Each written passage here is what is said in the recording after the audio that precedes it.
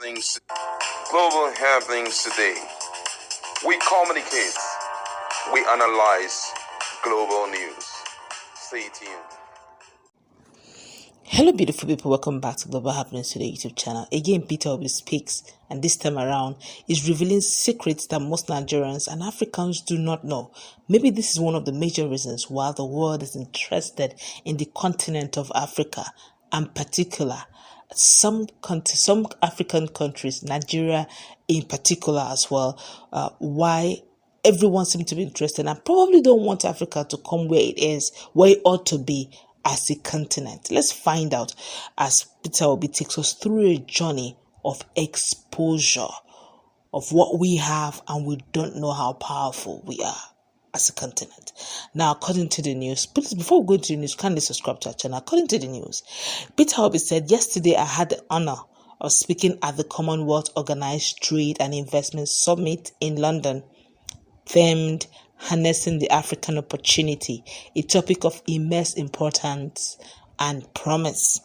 Now, the event provided me the ample opportunity to elucidate how Africa is greatly endowed, being the second largest and second most populous continent of the world, and a continent of incredible richness, not just in terms of its natural resources, but also its human capital.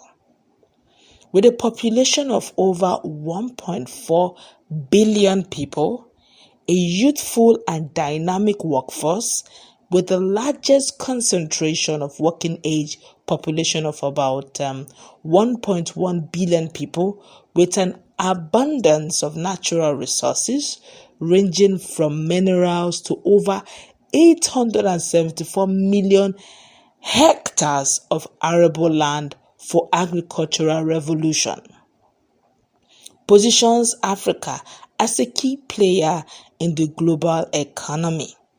While every socio-economic sector in Africa presents immense potential and opportunities, I used just 4 sectors: technology, entertainment, natural resources, and agriculture, to further illustrate the emerging opportunities of this great continent.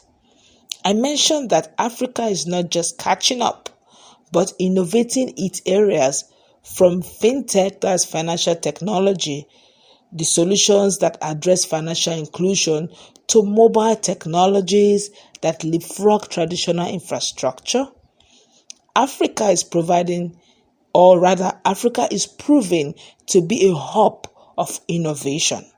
It is creating a new opportunities for entrepreneurs and businesses, including more access to education and healthcare. Africa is home to a litany of natural resources, including oil, gas, minerals, and timber. For instance, 40% of the gold and 90% of chromium and platinum deposits in the world are in Africa. The largest deposit of the world's cobalt, diamond, platinum, and uranium are also in Africa. The richest country in the whole world in terms of mineral and natural resources, your guess is as good as mine, is actually Democratic Republic of Congo, DRC, with an estimated value of over 24 trillion US dollars, including the largest deposits of coltan and cobalt. DRC picture can be extrapolated for many other African countries. Recent studies show that Africa has 60% of the world's uncultivated arable lands, and that Africa's food and agriculture market could increase from its present amount of less than 300 billion US dollars a year to over 1 trillion US dollars a year by 2030. The same studies show that with agriculture at the core of Africa's economic transformation, the continent has the potential to become a global agricultural powerhouse and a net exporter of food. However, this can only be achieved if the right combination of policies is implemented. I have always maintained that Nigeria can earn more from agriculture than from oil if we invest in the vast uncultivated lands in the north. However, even with the immense potentials and opportunities in Africa, many challenges remain.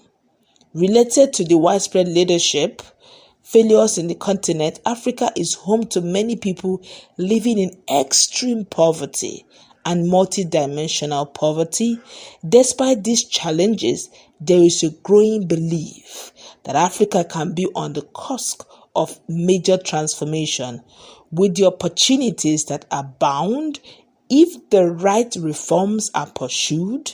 I urge the Commonwealth, with its long years of experience in political leadership in Africa, to partner and support Africa to install accountable and responsible political leadership, which remains the most critical requirement for the harnessing of the immense opportunities in Africa for the benefit of Africa, the Commonwealth, and the global economy. I remain hopeful for a new Africa and a new Nigeria.